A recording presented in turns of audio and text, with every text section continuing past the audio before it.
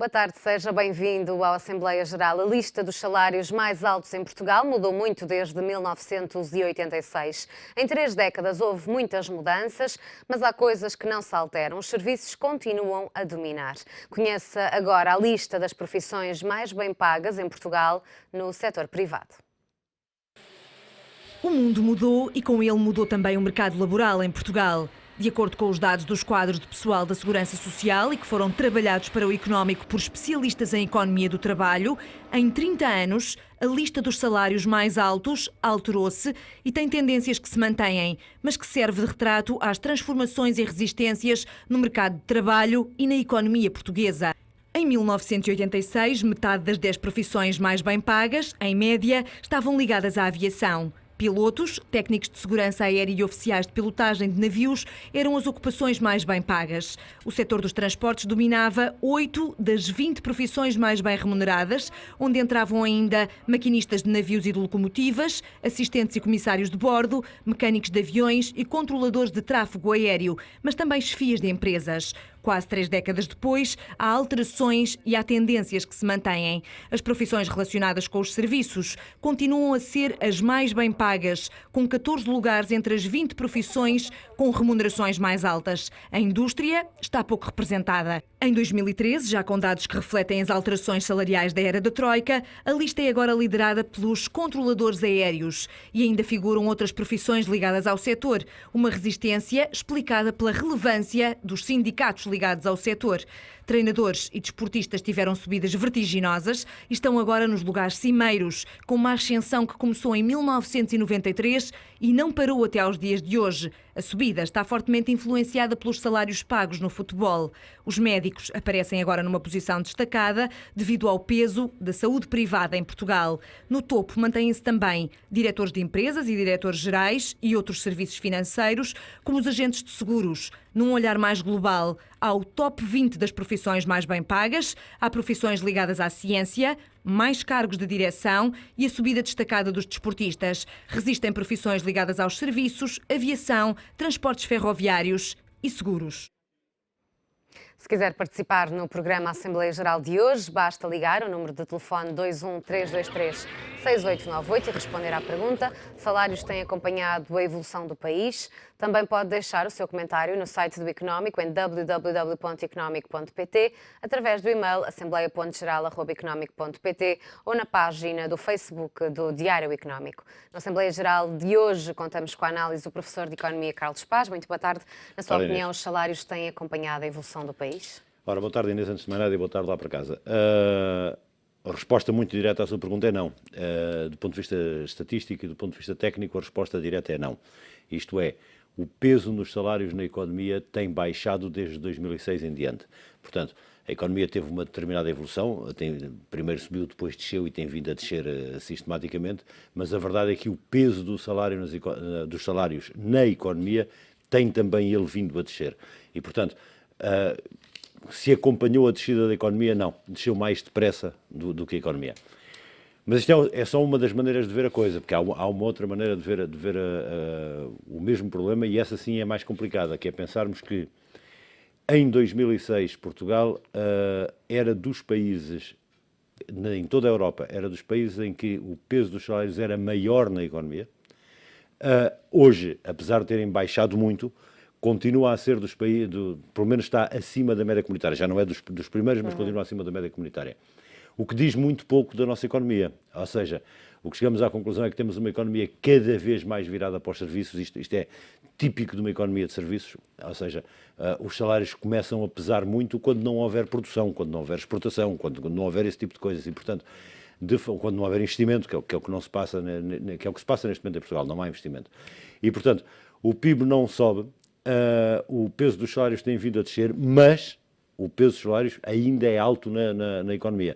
Ou seja, não se entenda disto que eu estou a dizer, que os salários têm que descer. Ao contrário, o que tem que subir é os outros capítulos da economia, não os salários só. Tem que subir todos os outros. Mas que o peso, tecnicamente, tem baixado, tem. E nota-se esta alteração assim tão grande na tendência dos salários nas últimas 3 décadas? Nota particularmente de 2006 em diante. É onde é mais notório. Se olharmos em 1974, portanto, na altura do 25 de Abril, até hoje, a evolução que notamos é que logo a seguir ao 25 de Abril há uma subida do peso dos salários e os salários subiram muito mais do que a economia. Daí para a frente mantiveram-se mais ou menos constantes até cerca de 2006. Quando digo mais ou menos constantes, há ali pequenas alterações de por meio. De 2006 em diante é que se tem notado que os salários cada vez pesam menos na economia. O que não quer dizer que esteja errado. Repara, volto ao tema, ainda somos dos países que está acima da média, portanto não quer dizer que esteja errado. Mas a evolução não deveria ser um crescimento? A evolução é que devia ter sido em crescimento, pelo menos em crescimento nominal dos salários, e esse não é. Não é, francamente não é. Os nossos salários estão a reduzir na economia. Por que razão é que acha que o setor dos serviços continua a ser o mais bem pago? Há dois motivos para isso. Primeiro, os serviços, começamos por dizer, os serviços em Portugal têm um peso muito grande na economia, anormalmente grande, diria eu. Não porque os serviços sejam grandes demais, mas ao contrário, porque a agricultura é muito pequena, porque o setor primário, aliás, em geral, é muito pequeno e porque o setor industrial foi dizimado na década de 80. E, portanto, de facto, o peso do setor terciário, ou seja, dos chamados serviços na economia, é muito alto, é alto demais. Porquê é que os salários são mais altos? Pois aí não é muito difícil. Nós, no setor terciário, temos os dois extremos.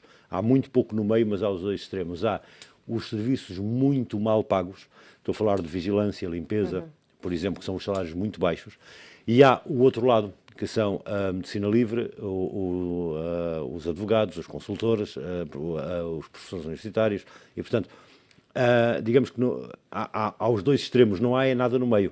Ou seja, aparecem, quando olha para a lista, diz, epá, os senhores de serviços estão muito bem pagos. Sim. Se depois fizer a média, não é verdade. Não é verdade porquê? Porque depois, no outro extremo, temos muita população a fazer serviços muito mal pagos. Portanto, grandes ocupadores de mão de obra, e eu estou-me a lembrar de dois muito diretamente, a segurança e a limpeza, em que os salários são muito baixos, são francamente baixos. Já agora, convém salientarmos uma coisa, até porque passou na peça de abertura. Há um erro na peça de abertura, e há um erro, aliás, no artigo do vosso jornal de hoje, e é bom que a gente não continue no mesmo erro, e pelo menos aqui o explique. De facto, quando se diz, foi anunciado todo este, digamos, toda esta estatística e toda esta análise em cima do setor privado. Aquilo não é setor privado. Aquilo é não setor administrativo do Estado, que é diferente. Ou seja, naquelas profissões todas que ali estão, comecemos logo pela mais bem paga, todas as de controladores aéreos, são também funcionários do Estado. Atenção que estamos a falar de empresas públicas e, portanto, a TAP é pública, era, até na altura do estudo ainda era pública, a CP, o Metropolitano, a Carris, portanto, todo o setor dos transportes, que aparece muito destacado neste estudo, e depois se diz, e isto é um estudo sobre privados, não é verdade. Não é verdade. É um estudo sobre não administração central, que é outra coisa. Ou seja, não estão neste estudo os funcionários públicos. Não se pode chamar aquilo economia privada, porque uma parte daquilo são empresas públicas. Parece-lhe que existe alguma relação entre a manutenção dos salários elevados em alguns setores e a perseverança dos sindicatos? Mais do que isso tem a ver muito com o passado. Eu percebo a pergunta e percebo a facilidade dessa interpretação, ou seja, pode existir essa tendência de olharmos para os números e dizer isto continuam cá os pilotos aviadores ou os maquinistas ou os homens de controle do tráfego aéreo porque os sindicatos são muito fortes e ameaçam muitas greves. Não é tão verdade quanto isso. O que se passa é o seguinte: foram profissões que, na altura, pós 25 de Abril, e isto até meados dos anos 80, alcançaram níveis remuneratórios muito, muito, muito elevados, aí sim, devido ao seu fortíssimo peso na sindical. O que se passou daí para a frente é que, apesar desse peso sindical ter vindo a diminuir, e é cada vez mais fraco, apesar de ter vindo a diminuir, o que se passa é que, como parte de um modelo muito alto, e grande parte destes trabalhadores são trabalhadores ligados às tais empresas públicas, e é o tal problema de não ser privada a empresa pública, a sua indexação sempre foi a indexação aos aumentos da função pública.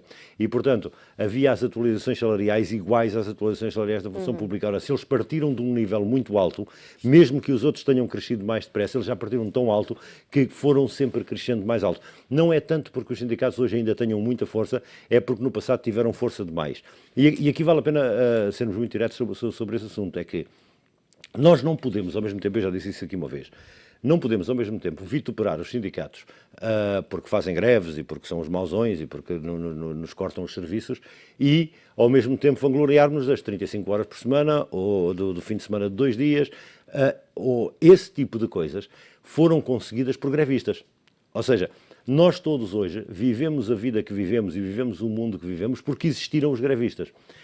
Que em determinada altura da política em Portugal eles utilizaram em demasia a sua força, nomeadamente no setor do transporte, sim. Que isso tem que ser corrigido, sim. Agora, não vamos crucificar nem o direito à greve, nem os sindicatos e a sua mais-valia, só porque olhamos para os números e dizemos que continuam a ser os maquinistas e os pilotos e os controladores de tráfego aéreo os mais bem pagos.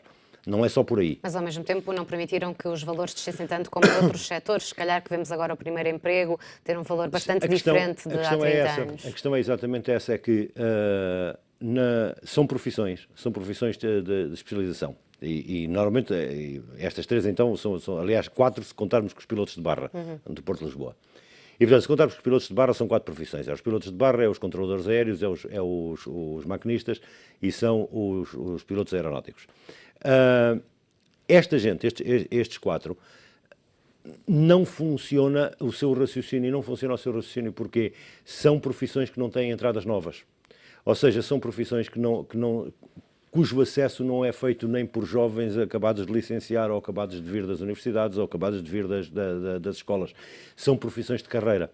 E são profissões de carreira, ainda por cima, a maior parte delas bloqueadas há muitos anos. E, portanto, de facto, não conseguimos dizer agora tem entradas mais baratas e há trabalhadores a ganharem muito menos. Sim, é verdade, se estivermos a falar na Ryanair, os pilotos da Ryanair que pagam para voar, ou os pilotos da EasyJet que pagam para voar, mas nenhuma nem outra são portuguesas. Existem portugueses a voar, mas nenhuma nem outra são empresas portuguesas. E, portanto, não são profissões que possamos comparar com lugares de entrada, porque não existem lugares de entrada nessas profissões. São profissões que exigem um fazer de uma carreira ao longo do tempo, nomeadamente a de piloto aeronáutico, que exige lá vindo da Força Aérea, com X horas de voo, aquelas outras companhias também. Vamos ouvir então a opinião dos telespectadores. Do Barreiro, liga-nos Carlos Pereira. Muito boa tarde. Muito boa tarde, Sr. Jornalista. Muito boa tarde para o Dr. Carlos Paz. Portanto, eu vou ser muito rápido, porque há muita gente que quer participar. Eu estou plenamente de acordo com o Dr. Carlos Paz. Ele é economista, sabe perfeitamente como é que funciona a economia no nosso país. Eu só vou ser muito breve. Como sabe, Dr. Carlos Paz, a minha esposa trabalha no Hospital do Barreiro e é auxiliar da ação médica. Sabe qual é o vencimento dela? Não sabe, mas eu vou-lhe dizer, 545 euros. E trabalha 40 horas. E trabalha num serviço que é de grande responsabilidade. Está num bloco operatório. E que é de grande responsabilidade porque, infelizmente, já passei 4 vezes pelas mãos dela no bloco operatório. É auxiliar, já passei para lá com 4 operações que eu fiz. Portanto, em relação às pessoas que ganham muito dinheiro neste país e continuam a ganhar, vamos falar dos jogadores de futebol que dizem que ganham X, mas ganham Y. Aí já estão a fugir à situação. Portanto, eu não tenho mais nada a dizer, o Dr. Carlos Paz já disse tudo. Portanto, era só isto para eu dizer que ainda há profissões neste país muito mal pagas, mas muito mal pagas. E continuam a ser muito mais mal pagas. Só para terminar, o Dr. Carlos Paz disse aí muito rapidamente que as senhoras da limpeza são uma das pessoas mais bem pagas deste país. Há senhoras a levar à hora para limpar uma casa, à hora, 10 euros. 10 euros. Se fizer 8 horas, veja lá quanto é que não ganha. A de limpeza, em relação ao que a minha esposa ganha num hospital, está no Hospital do Barreiro. Boa tarde para a senhora Boa tarde, muito jornalista. obrigada Boa pela tarde também sua para o Dr. participação. Carlos Paz. Um outro e-mail chega-nos de Leonília de Souza, diz: a evolução do país é zero, nessa perspectiva os salários não se alteraram, acompanharam a evolução do país. Hoje tem o mesmo poder de compra que tinha há 4 anos, só há evolução de salários quando com a mesma quantidade de euros se compra a mesma quantidade de produtos ou quantidade superior. Carlos Paz, este ouvinte falou-nos do desporto, que está também no topo da lista, mas no caso de Portugal resumir-se-á em grande parte aqui aos salários no futebol. Choca-o a discrepância de valores? Vou-lhe dizer, curiosamente, não. E vou tentar explicar porquê. Tudo o que sejam salários pagos no setor privado, e portanto que não custam nada ao Estado ou às empresas públicas, eu vou usar uma expressão muito pouco bonita na televisão, mas estou-me borrifando para eles. Ou seja, se alguém acha que os pode pagar, pois que os pague. Não vejo mal nenhum, desde que essa gente o declare todo e pague os impostos todos. Portanto, dito isto assim, se declararem os seus rendimentos todos e pagarem os impostos todos, tudo o que forem salários do privado, não me incomodam nada. O que me incomoda é quando passa para o lado público. Aí sim. E, portanto, se nós pensarmos, basta fazer uma conta muito simples. Se somar toda a carga fiscal, mais todas as taxas, mais toda a segurança social que paga o trabalhador médio em Portugal, que são 500 euros por pessoa, okay? É quanto paga o trabalhador médio em Portugal. Quando pensa que, por exemplo, o Banco de Portugal recentemente contratou um senhor que foi secretário de Estado para vender o novo banco a pagar 30 mil euros por mês, é fácil fazer a conta, são 60 pessoas. Ou seja, são todos os impostos do trabalho e todas as taxas pagas por 60 pessoas para pagar o ordenado de uma. Ou seja, visto de outra forma, olhamos para um autocarro de manhã às 7 da manhã carregado de pessoas para ir para o trabalho, todo o esforço de todas aquelas pessoas que vão naquele autocarro são só para pagar o ordenado de um. E assim, porque esse é público. Esse é pago pelo Banco de Portugal, é pago com o meu dinheiro. Okay? E assim, não venham dizer que as contas do Banco de Portugal não é bem assim, porque o Banco de Portugal é independente. É mentira, não é independente porque se tiver lucros no fim do ano, entram nas contas do Estado, então são dividendos do Estado. Portanto, não vamos brincar. Ou seja, esse sim já me dói. O facto dos desportistas ganharem muito, ou dos artistas ganharem muito, pouco me incomoda. Já me incomoda, por exemplo, na RTP, que são pagos com o meu ordenado, com os meus impostos. Ou seja, se aqui no ETV vocês contratarem algum comentador e lhe pagarem 100 mil euros por mês, o problema é vosso. É só vosso. Se a RTP pagar 10 mil, o problema já é meu. Okay? E assim já me incomoda. E, portanto, que acho bonito, não acho. De facto, os salários que se pagam nesse mundo, nomeadamente no futebol. Não acho bonito. Agora, não me incomodam. Desde que se paguem todas as taxas e todos os impostos. Aí sim.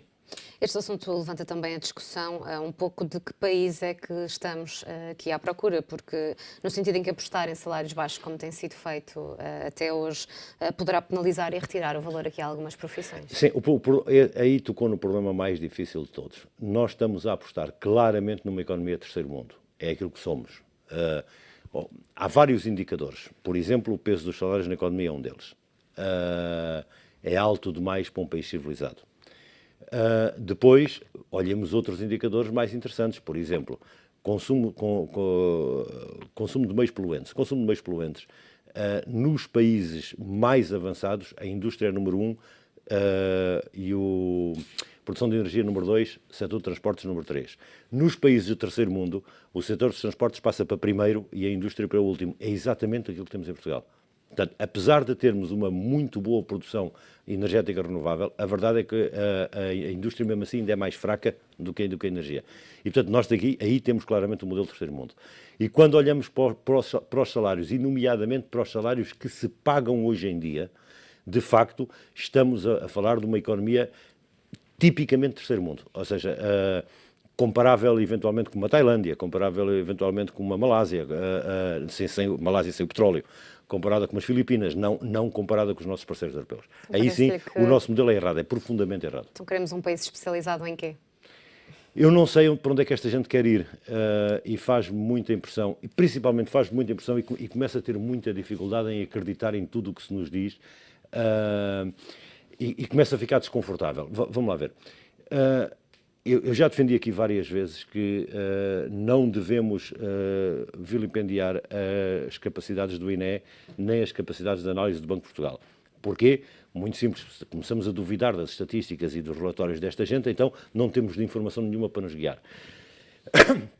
De hoje mesmo, nós temos uma informação que nos assusta um bocado, quer dizer, o senhor Governador do Banco de Portugal, uns dias antes das eleições, faz sair um relatório a dizer que está tudo cor-de-rosa e que o país vai crescer, e agora, um mês depois das eleições, vem-nos dizer que afinal não vai crescer e que afinal está tudo preto e não está tudo cor-de-rosa. Porque mudou tanto de outubro para hoje? Ou ele é que aldrabou em outubro? É a pergunta que hoje fazemos. E portanto, começo a sentir muito incomodado e eu não consigo responder à sua pergunta. Quando faz a pergunta e que país é que queremos e para onde é que vamos, eu agora começo a ter dificuldades, porque pela primeira vez eu olho para os dados e digo eu acredito neles ou não. E começo a ter dificuldade em acreditar. Falta então uma estratégia a longo prazo no que diz respeito aos salários em Portugal? Disso não tenho dúvida. E falta uma estratégia em relação a tudo. Vamos lá ver. No tema salarial é um tema muito interessante, porque o tema salarial nós deveríamos dividir isto em duas entidades distintas. Uma coisa que se chama salário mínimo nacional e uma coisa que se chama os salários em geral. E eu vou já arrumar o tema salário mínimo nacional, porque não vale a pena discutir, é estar a discutir zero. O salário mínimo nacional, primeiro, é baixo demais, comecemos logo por aí. Segundo, o salário mínimo não existe para recompensar a produtividade. O salário mínimo, existe, é a definição do salário mínimo, é o salário que um trabalhador tem que ter para sobreviver condignamente, tendo um trabalho a tempo inteiro. E, portanto, isto é que define o que é um salário mínimo. Se conseguir sobreviver com um determinado salário, este sim é o salário mínimo. Ora, e com o salário mínimo nacional de hoje não se consegue sobreviver. E, portanto, começamos já por dizer que estamos a discutir o zero. E, portanto, quando nos falam em modelos, como falava o antigo Ministro do Trabalho, que falava de modelos como indexar a evolução do salário mínimo à produtividade, só à estalada. Isto só de alguém que não percebe nada do que está a dizer. Foi, aliás, o ministro mais incompetente que a gente teve alguma vez, porque o homem não sabe nada deste tema. De facto, o salário mínimo nada tem a ver com produtividade, o salário mínimo tem a ver com custo de vida, não tem a ver com mais nada. Os outros salários, sim, aí podemos indexá-los à produtividade. E aí sim é verdade. E voltamos ao dado que eu estava a dizer, que é, de 2006 em diante, o que acontece é que o peso dos salários no PIB baixou. Então significa que os salários não evoluíram à mesma velocidade do PIB. E, portanto, não há a tal compensação pelo lado da produtividade. E, portanto, se querem discutir essas coisas, vamos discutir essas coisas a sério e com números sérios, não é? Não é dizer por dizer. Eu começo a estar muito cansado, confesso, começo a estar muito cansado deste discurso que vêm 10 pessoas dizer a mesma coisa e passa a ser verdade porque 10 pessoas o disseram. Não é verdade. Não é verdade, os salários em Portugal são realmente baixos. Ponto. Vamos ouvir mais uma opinião de Rio Maior. Liga-nos nos Chaneves. Muito boa tarde. Boa tarde, Inês. Boa tarde, professor Carlos Paz, que eu gosto muito de ouvir falar-me. Assim, de facto, o professor já disse que as pessoas estão muito mal pagas. Aliás, os médicos, estou a falar em médicos, os médicos são... que neste momento estão a ser muito remunerados, muito bem remunerados, mas olha que não é bem assim, porque na função pública não são. Eles têm que trabalhar no privado, mas também saem-lhes do corpo. Às vezes estão 24 horas ou mais a trabalhar, 30 horas, e depois isso paga de impostos. Paga-se muito impostos. E neste momento, com a crise que há, até os médicos estão a ser afetados na privada, não? Por isso, Inês, isso de facto não é verdade, não. Muito obrigada, beijinhos. Obrigada pela sua participação. Um outro comentário chega-nos pelo Facebook, é de Jaime Marques da Guia, diz: num país que ele próprio não evolui, como pode alguém falar em evolução salarial? Basta olhar em redor, eu próprio já quis pagar uma despesa no supermercado a uma idosa, só não paguei porque o senhor à minha frente se antecipou. Carlos Paz, não sei se quer comentar esta chamada e também a anterior.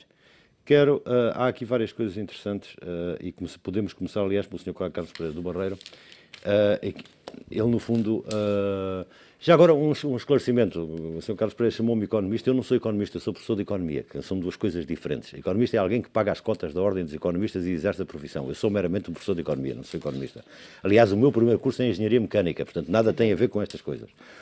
Ora, Mas o Sr. Carlos Pereira referiu-se ao caso, por exemplo, da esposa dele, com os seus 545 euros, tem a ver exatamente com aquilo que eu estava a dizer. Ou seja, as profissões ligadas à área dos serviços têm os muito bem pagos e os muito mal pagos. E, portanto, estarmos a analisar só os mais bem pagos não faz muito sentido. Tínhamos que fazer o bolo todo e aí sim pesar o peso dos salários nos serviços e vamos chegar à conclusão que é baixo e não alto, que é o que se tira de uma primeira leitura. Depois, é verdade que recebemos um e-mail a dizer que a evolução é zero e que o poder de compra não melhora desde há 4 anos para cá. Pois, a pessoa que escreveu isto está com muita sorte, porque a maior parte dos portugueses pioraram o poder de compra, não é sequer está igual, pioraram o poder de compra nos últimos 4 anos. A dona Naxa Neves referiu-se a um tema que é recorrente, pois as pessoas estão mal pagas, as pessoas sentem-se mal pagas. O problema é que a nossa economia também não produz mais. Portanto, as pessoas estão mal pagas, estão. É uma confusão muito grande e o comentário do Facebook também vem nesse sentido, porque as pessoas olham para o salário, não para o seu salário nominal, mas para o dinheiro que têm para viver. E aí sim é que temos o nosso maior problema. O nosso maior problema não está no facto das pessoas não ganharem o suficiente, está no facto das pessoas não levarem para casa o suficiente. Isto é que a realidade é esta, ou seja, o Estado apropria-se de uma parte muito significativa do dinheiro que é das pessoas. Há uma frase, aliás, da Margaret Thatcher: eu sou um homem de esquerda por definição e, portanto, quer dizer, eu não defendo em nada a Margaret Thatcher, mas há coisas em que a Margaret tinha razão. E uma delas é essa, exatamente, é que não existe esse conceito de dinheiros públicos. São dinheiros dos cidadãos do que o Estado se apropriou, em algum momento. Portanto, o dinheiro público não existe. O dinheiro público é dinheiro que é do cidadão e que o Estado se apropriou dele. E a verdade é que o Estado português se apropria de dinheiro a mais. E, portanto, esta noção que todos temos de que os salários são baixos não é tão verdade assim. A verdade é que as pessoas levam muito pouco para casa, porque o Estado retém uma parte muito significativa. E depois, quando levam para casa, ainda vão comprar coisas e o Estado retém outra vez no IVA. E, portanto, os impostos são uma barbaridade em Portugal. E, quer dizer, estou a contar os impostos, não estou a contar as taxas, não estou a contar que a pessoa tem casa, paga o IMI, tem carro, paga o IUC, e assim sucessivamente. Nunca mais deixa de pagar tudo e mais alguma coisa. Pegando um pouco na discussão que tínhamos há pouco e também em alguns dados que referiu agora, parece-lhe que há setores que acabaram por perder importância, por isso os salários caíram, ou há aqui uma lógica empresarial no sentido da oferta de pessoas ser maior e também nas condições económicas que temos neste momento? Há aí casos muito típicos. Olhemos, por exemplo, na vossa peça de abertura e na peça que está no jornal. Falava dos economistas em geral. Primeiro, isso é uma confusão enorme, porque havia as económicas e financeiras, havia a gestão e a economia, as ciências económicas e financeiras, e, portanto, está tudo num bolo. Quando chamamos economistas, estamos a falar de pessoas formadas em gestão, formadas em economia, portanto, começa logo por aí que aquilo não é uma unidade concreta, é uma coisa muito amorfa.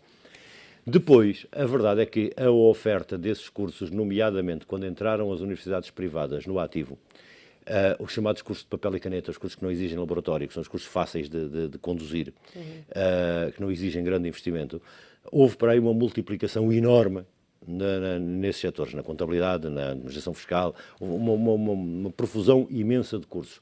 E, portanto, hoje há uma série de pessoas que são licenciadas nessas coisas todas, mas que exercem profissões que nada têm a ver com isto. Quer dizer, exercem profissões nos call centers, exercem profissões nas empresas de segurança, exercem profissões em todo este tipo de coisas, em cafés e bares e hotéis.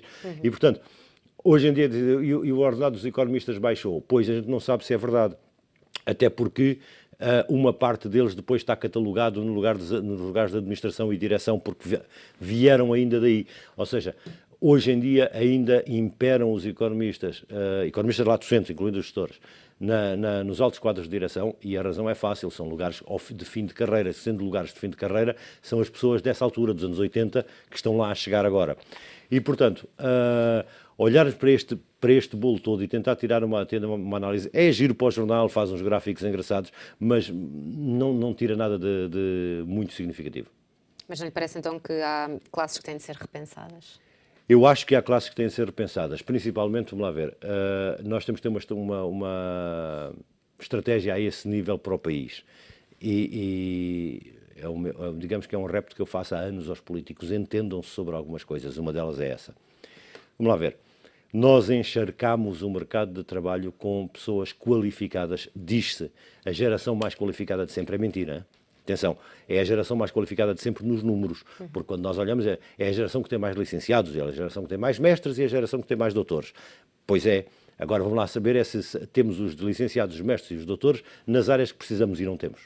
Ou seja, temos a mais numa série de áreas de que não precisamos e temos a menos numa série de áreas de que precisamos. E, portanto, olhar para isto e dizer a geração mais bem qualificada de todas é um bocadinho difícil de acreditar que assim seja. É no papel, não é fora do papel. E, portanto, que temos que repensar aí sim.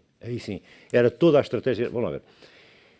Quando se prepara um plano estratégico, por exemplo, numa universidade, já fiz um há muitos anos para a Universidade de Coimbra, ainda era consultor na época, prepara-se um plano estratégico há 20 anos.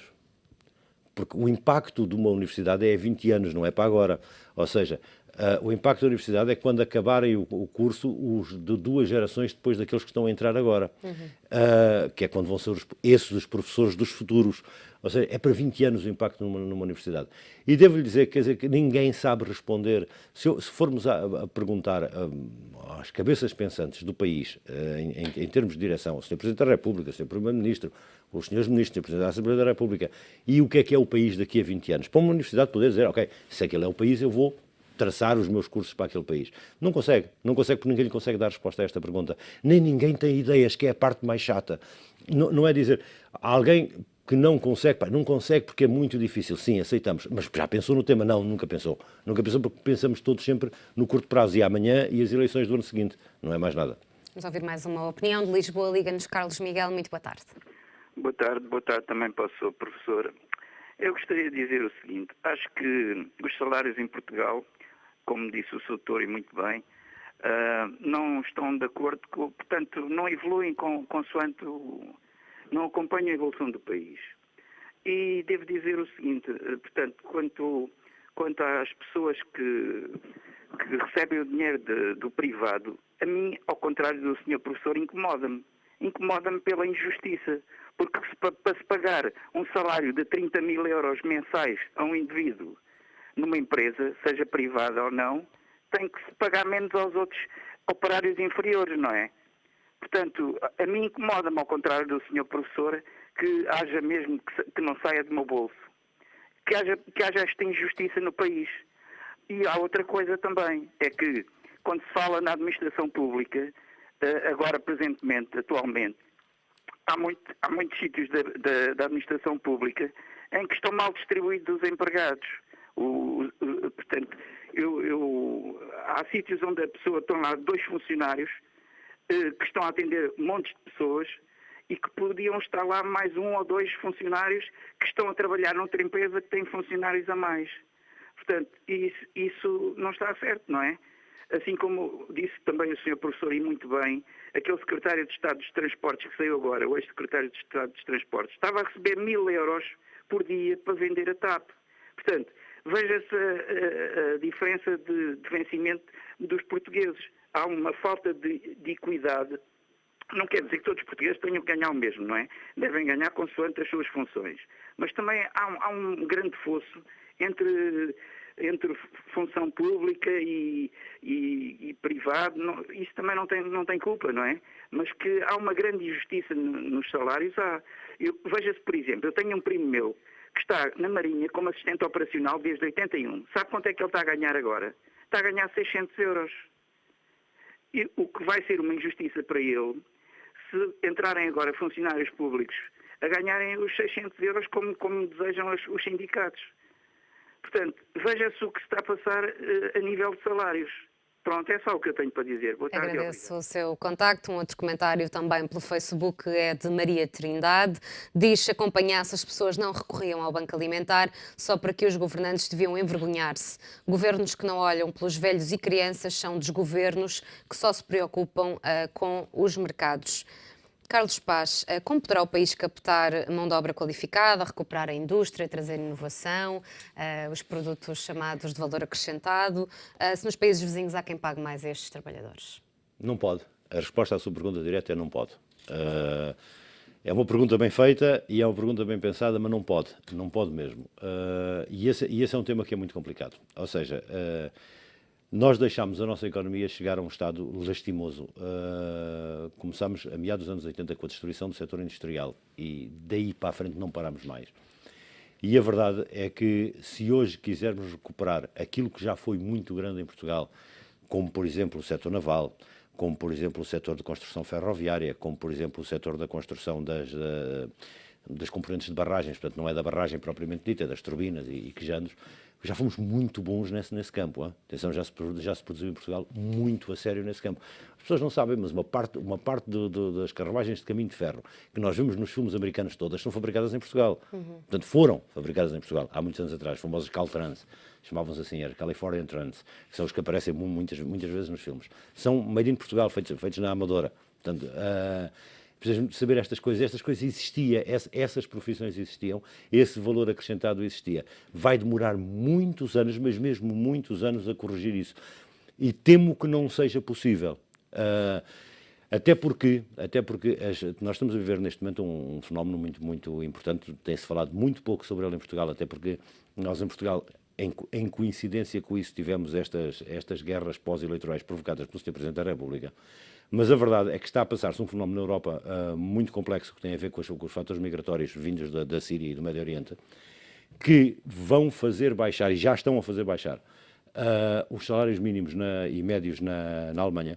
E, portanto, fazendo baixar o salário médio na Alemanha, nós vamos ter uma baixa generalizada de salários no resto da Europa. Ou seja, a Alemanha estava com um problema sério, porque era o país da Europa com o menor desemprego. Há uma pressão inflacionista sempre que há desemprego muito baixo. E, portanto, havendo pouco desemprego, os salários tendem a subir. A decisão do governo alemão de receber os imigrantes todos não é só uma decisão social, é uma decisão social e louvável, atenção, mas não é só uma decisão social, é uma decisão económica. É dizer, eu agora tenho mais mão de obra para poder utilizar e mais mão de obra barata para poder utilizar. E isto vai ocupar mão de obra barata um pouco por essa Europa fora e nós ficamos algures no limbo, quer dizer, não temos mão de obra suficientemente barata para competir com essa gente, ao mesmo tempo não temos qualificações suficientes para produzir de outra forma. E os poucos qualificados que temos são levados para fora. Estão a emigrar. E, portanto, é um conjunto de vetores de soma nula, ou seja, vamos ficar parados no mesmo sítio, infelizmente. Precisávamos de uma estratégia de fundo para isso? Sim, claramente. Este é um fenómeno que não é só de uma classe, há outras que estão também igual situação. A área que eu conheço melhor, por exemplo, é a comunicação social. Vimos que com o aparecimento da internet a informação quase como que perdeu valor, porque está acessível a toda a gente muito mais rapidamente. Neste caso, como é que, por exemplo, os jornalistas podem ser pagos? Pois não faço a mínima ideia, e esse é um problema que está a ocorrer no mundo todo, não é só Portugal. Exato, aliás, daí eu dizer que o mesmo que acontece à informação, neste caso, acontece a outros produtos. Esse é um problema que é internacional, ou seja, as pessoas estão disponíveis para consumir o conteúdo, seja informação, música, teatro, literatura, o que quer que seja, mas estão cada vez menos disponíveis para o pagar. Porquê? Porque ele está cada vez mais disponível de borla ou a muito baixo valor. Que isso condiciona muito a algumas profissões, e particularmente a profissão de jornalista, que me assusta, devo-lhe dizer, é provavelmente aquela que me assusta mais, porque para todos os efeitos vocês são os veículos pelos quais nós sabemos das coisas. E, portanto, quando nós começarmos a ter, é o exemplo que se dá sempre nos países do terceiro mundo. Nos países do terceiro mundo, a insegurança vem da corrupção dentro das classes policiais. Portanto, nós, num país do terceiro mundo, nós sentimos-nos inseguros, não tanto por aquilo que nos rodeia, mas porque sabemos que as polícias, os militares, os juízes, ou seja, não nos deixam em paz, descansados, porque aquilo não funciona normalmente, porque há muita corrupção ao barulho. Se importarmos este modelo para o modelo dos jornalistas no mundo ocidental, começa a assustar. Quando o jornalista começar a ser pago para escrever de determinada maneira, ou a não ser pago porque escreve de uma outra maneira, começa a condicionar a opinião pública e começa principalmente a filtrar a informação que nos chega. Já não é só um problema da informação vir errada ou vir verdadeira, ou, por exemplo, como o vosso headline 2, que tinha um erro no headline. Mas ok, é um erro no headline, corrige-se o erro no headline. Não distorce a coisa. O problema é quando começa a distorcer e começamos a ter demasiados sintomas disso. E isso sim é perigoso. E não é só cá. torna essas profissões reféns dos grupos económicos Claro, que as detêm. não tenho a mais menor das dúvidas. A mais menor dúvida. O problema não é só vocês ficarem reféns. O problema é ficarmos nós todos, porque nós sabemos da informação através de vocês. O meu problema não é uma profissão que fica refém, é que é uma profissão que é demasiado importante para ser refém do que quer que seja. Carlos Paz, muito obrigada por mais uma análise De nesta nada. Assembleia Geral, que fica por aqui, regressa amanhã à mesma hora. Já sabe, contamos sempre com a sua opinião.